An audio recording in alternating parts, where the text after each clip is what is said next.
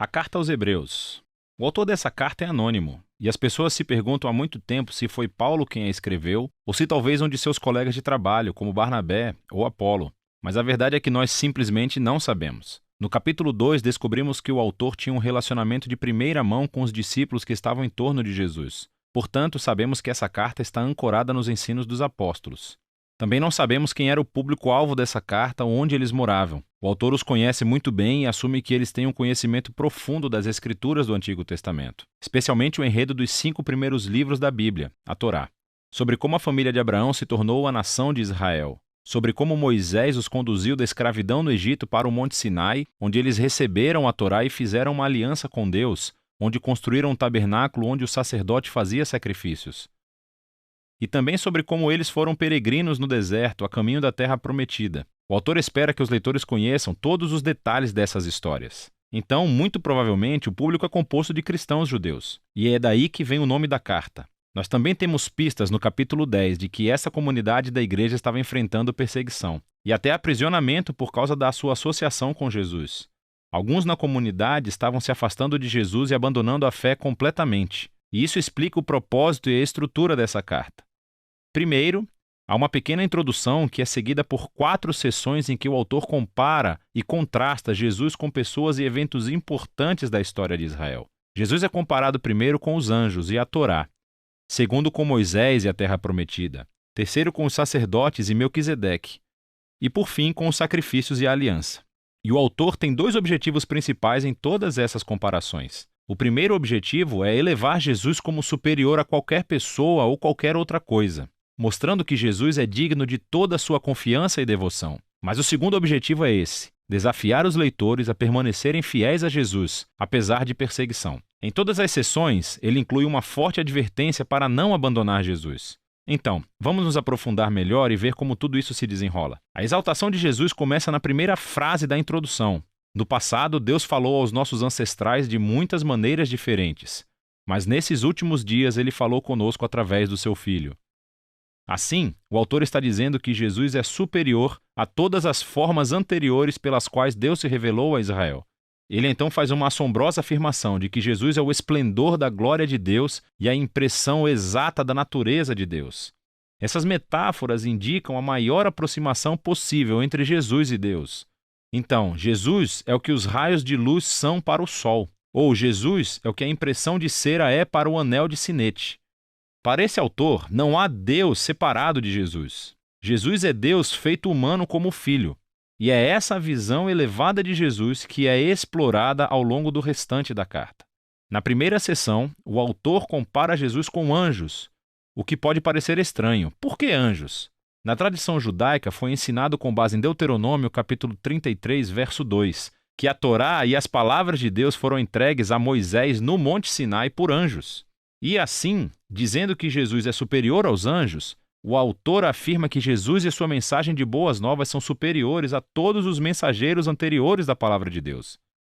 E assim o primeiro aviso flui desse mesmo ponto. Se Israel foi chamado para prestar atenção à Torá que foi entregue por anjos, quanto mais devemos prestar atenção à mensagem que foi anunciada pelo Filho de Deus. E não apenas isso, mas, dado o status de Jesus acima dos anjos, quão notável é o fato de ele ter abandonado esse status tão alto para se tornar humano, sofrer e morrer. Em Jesus, vemos a glória de Deus e a grande humildade de Deus. Como Jesus se uniu com compaixão ao destino trágico da humanidade. Nos capítulos 3 e 4, o autor prossegue argumentando que Jesus é superior a Moisés, que liderou o povo de Israel através do deserto e construiu o tabernáculo. Jesus também é o líder do povo de Deus. Mas nele não vemos o construtor de apenas de uma tenda, mas sim de toda a criação. Então, o autor reconta a história de como os israelitas se rebelaram contra Moisés no deserto, e eles perderam a chance de entrar no descanso que Deus lhes ofereceu na terra prometida. E assim vem o segundo aviso. Se Jesus é maior do que Moisés, quão maior são os riscos que corremos se nos rebelarmos contra ele. Também estamos em um ambiente de natureza selvagem, onde temos que confiar em Deus, pois o futuro está na nova criação de Deus. Portanto, vamos nos certificar que não nos rebelamos como Israel no deserto e perdermos a oferta graciosa de Deus para entrar em sua nova criação. Nos capítulos 5 a 7, o autor compara Jesus com os sacerdotes de Israel que vêm da linhagem de Arão. Seu papel era de representar Israel diante de Deus e oferecer sacrifícios que reconciliavam ou cobriam os pecados do povo. Mas ele ressalta que os sacerdotes eram eles mesmos pessoas com falhas morais. E assim, eles constantemente tinham que oferecer sacrifícios pelos próprios pecados, assim como por todos os outros. Era necessário algo mais, algo diferente. E então ele argumenta que Jesus era esse algo diferente. Ele é o supremo sacerdote, mas Jesus não veio da linhagem de Arão. Ao invés disso, Jesus era um sacerdote na ordem de Melquisedeque, aquele misterioso sacerdote-rei da antiga Jerusalém. E ele aparece nas histórias de Abraão. Também encontramos no Salmo 110 que o rei messiânico da linhagem de Davi será um sacerdote na ordem de Melquisedeque. Então esse é o ponto principal do autor. Jesus é o maior sacerdote-rei. Ele é moralmente impecável, está eternamente disponível para o seu povo. E assim ele é superior a qualquer outro mediador entre Deus e os humanos. Assim vem seu aviso nessa sessão. Rejeitar a Jesus é rejeitar a melhor e única chance de sermos totalmente reconciliados com Deus. Então não faça isso. O que nos leva à última comparação dos capítulos 8 a 10. O autor mostra como a morte de Jesus na cruz foi o maior sacrifício, superior a todos os sacrifícios de animais oferecidos no templo. Esses sacrifícios tinham que ser oferecidos constantemente, tanto diariamente quanto anualmente no dia da expiação. Jesus ofereceu a sua vida de uma vez por todas. E foi suficiente para cobrir os pecados do mundo inteiro. E assim, o autor adverte os leitores da carta sobre se afastarem de Jesus. É como dar as costas a uma oferta grandiosa do perdão de Deus. Por que você faria isso? O sacrifício de Jesus é permanente, ele diz, e é o fundamento para a nova aliança mencionada nos profetas, onde todos os pecados são perdoados.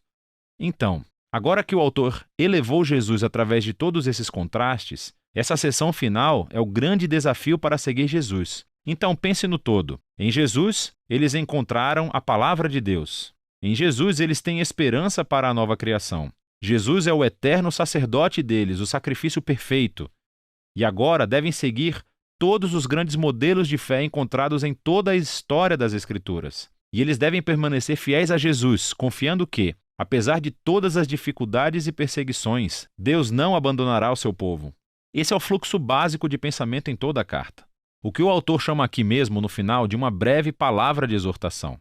Aqui estão algumas dicas extras para ler essa carta. Sempre que o autor cita as Escrituras do Antigo Testamento, o que acontece em quase todas as frases, pare. Procure a referência e leia a frase no seu contexto original.